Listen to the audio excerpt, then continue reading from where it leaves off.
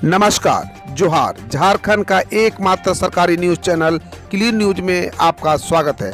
समस्या किसान से जुड़ा हो या हो पारा शिक्षकों का मुद्दा, हर खबर पर होगी हमारी पैनी नज़र। सभी खबर सिलेक्टेड और काम की है, तो वीडियो के अंत तक बने रहें। साथ ही आप न्यूज को किस गांव या शहर से देख रहे हैं, हमें कमेंट में जरूर बताइए। आज का लाइक है 100 रखते हैं, उम्मीद है कि आप इसे पूरा करेंगे। और रोजाना पंचायत चुनाव का अपडेट पाने के लिए चैनल को सब्सक्राइब कर बेल आइकन को प्रेस करें। तो चलिए जानते हैं आज का मुख्य समाचार। सीबीएसई के बाद अब झारखंड बोर्ड के परीक्षार्थी कर रहे हैं इंतजार, क्या फैसला लेगी हेमंत सरकार। केंद्र सरकार ने कोरोना महामारी की भयावहता को देखते हुए सीबीएसई 10th बोर्ड की परीक्षा नहीं लेने का फैसला लिया है। वहीं 12वीं परीक्षा टल गई है। इसी के साथ झारखंड के मैट्रिक और इंटर के परीक्षार्थियों की निगाहें भी झारखंड के हेमंत सरकार की ओर टिक गई है। झारखंड में भी कोरोना को लेकर हालत भयावह है। उम्मीद की जा रही है कि हेमंत सरकार जल्दी इस बारे में कोई फैसला ले सकेगी। दरअसल सीबीएसई की बोर्ड परीक्षा रद्द व स्थगित होने के बाद अन्य बोर्ड की परीक्षाएं रद्द या स्थगित होने की संभावनाएं बढ़ गई है। जैक बोर्ड के लिए मांग उठ चुकी है। बीआरपी सीआरपी के महासंघ के नेता ने मुख्यमंत्री से बीआरपी सीआरपी को नियमित करने की मांग की है। बीआरपी सीआरपी महासंघ का प्रतिनिधिमंडल मुख्यमंत्री हेमंत सोरेन से मिला। महासंघ के अध्यक्ष गणेश गौतम की अगुवाई में प्रतिनिधिमंडल ने सीएम को ज्ञापन सौंप 16 वर्षों से कार्यरत बीआरपी सीआरपी को नियमित करने की मांग की है। मुख्यमंत्री ने मांगों पर सार्थकता पूर्वक विचार करने का आश्वासन दिया। उन्होंने कहा कि धैर्य रखे, सरकार मामले को लेकर गंभीर है, जल्द ही इस पर उचित कार्रवाई की जाएगी।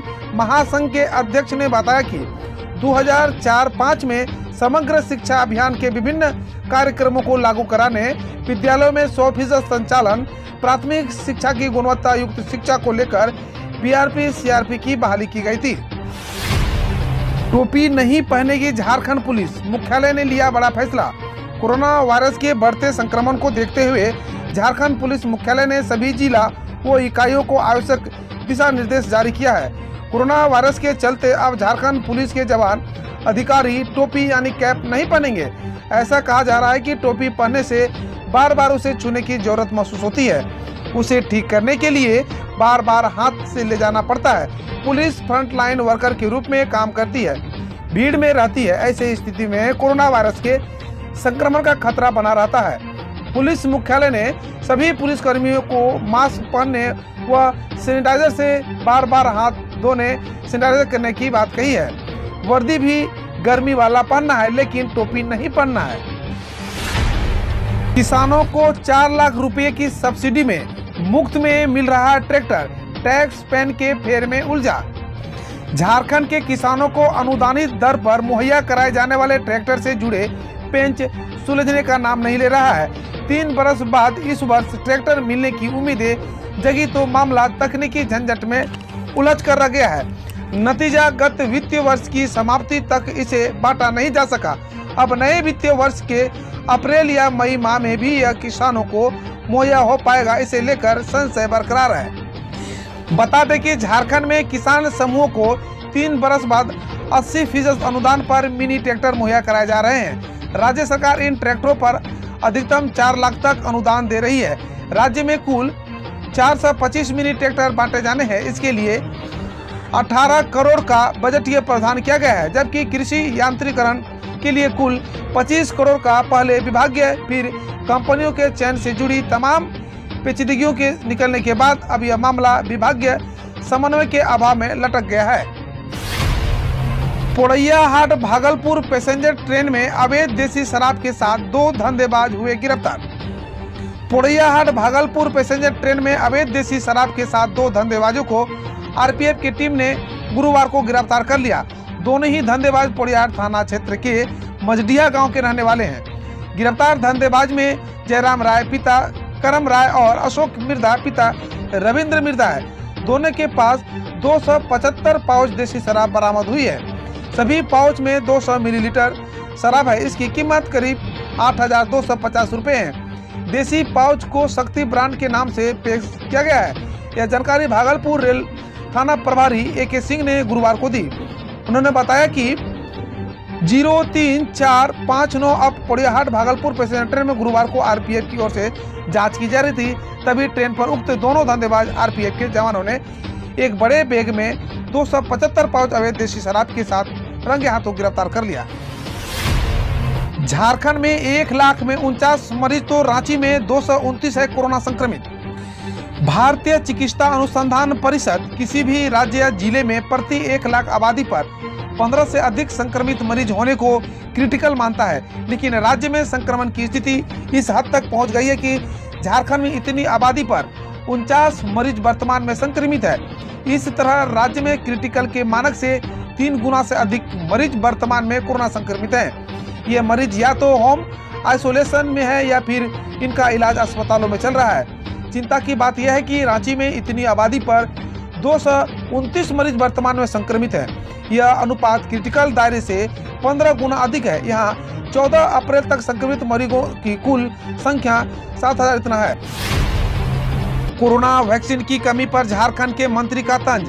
हम भारत सरकार के सौतेले बेटे, प्यार में कमी तो रहेगी ही। देश में कोरोना वायरस का संक्रमण एक बार फिर तेजी से फैल रहा है। महाराष्ट्र, पंजाब समेत कई राज्यों ने शिकायत की है कि उन्हें कोरोना वैक्सीन की आपूर्ति ठीक ढंग से नहीं हो रही है। इसी बीच झारखंड के स्वास्थ्य मंत्री ने कोरोना वैक्सीन की कमी को लेकर तंज कसते हुए कहा कि हम भारत सरकार के सौतेले बेटे हैं, प्यार में कमी तो रहेगी ही। झारखंड में मिले कोरोना के UK म्यूटेंट स्ट्रेन और डबल म्यूटेंट स्ट्रेन के मरीज, स्वास्थ्य विभाग में हड़कंप।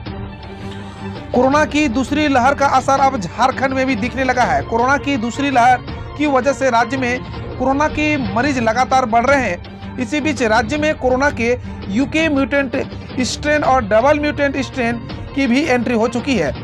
52 सैंपल में से 9 में UK म्यूटेंट स्ट्रेन और 4 में डबल म्यूटेंट स्ट्रेन पाया गया है। जिन मरीजों के सैंपल में UK म्यूटेंट मिले उनमें से 8 रांची और 1 जमशेदपुर के हैं। वहीं जिनके सैंपल में डबल म्यूटेंट पाया गया है उनमें 3 रांची और 1 पूर्वी सिंहभूम के हैं। इसमें से कुछ 8 पुरुष और 5 महिलाओं के सैंपल हैं। भुवनेश्वर के रीजनल जीनोम सीक्वेंसिंग लैब में इन बात की पुष्टि की है। सहरूल पर CM हेमंत सोरेन की प्राकृतिक पूजा पर्व घर में मनाने की लोगों से की अपील। मुख्यमंत्री हेमंत सोरेन ने गुरुवार को सिरमटोली सरना स्थल पर प्राकृतिक पर्व सहरूल के अवसर पर पारंपरिक वेशभूषा में विधि विधान से पूजा अर्चना की। मुख्यमंत्री ने इस अवसर पर ईश्वर से राज्यवासियों की सुख समृद्धि के लिए प्रार्थना की। मौके पर मुख्यमंत्री ने राज्यवासियों को प्राकृतिक पर्व सहरूल, चैत्र नवरात्रि, रमजान, पहला बैसाख आदि पर्व की शुभकामनाएं दी। मुख्यमंत्री हेमंत सोरेन ने राज्य की जनता से अपील की कि कोरोना संक्रमण के इस दौर में सावधानी आवश्यक बरतें, स्वयं के साथ साथ अपने परिजनों के भी विशेष ख्याल रखें। उन्होंने कहा कि संक्रमण की स्थिति में भी हमें परंपरा को अक्षुण्ण रखना है। कोरोना संक्रमण से मद्देनजर सरकार द्वारा जारी गाइडलाइंस का पूरा अनुपालन भी करना है। देवघर के मधुपुर में थम गया चुनाव प्रचार, 17 को होगा मतदान। प्रतिष्ठापूर्ण मधुपुर विधानसभा उपचुनाव 2021 के लिए गुरुवार को प्रचार अभियान समाप्त हो गया है। यहां झारखंड के अल्पसंख्यक कल्याण मंत्री झामुमो प्रत्याशी हफीजुल हसन अंसारी और भाजपा प्रत्याशी गंगा नारायण सिंह के बीच मुख्य मुकाबला है।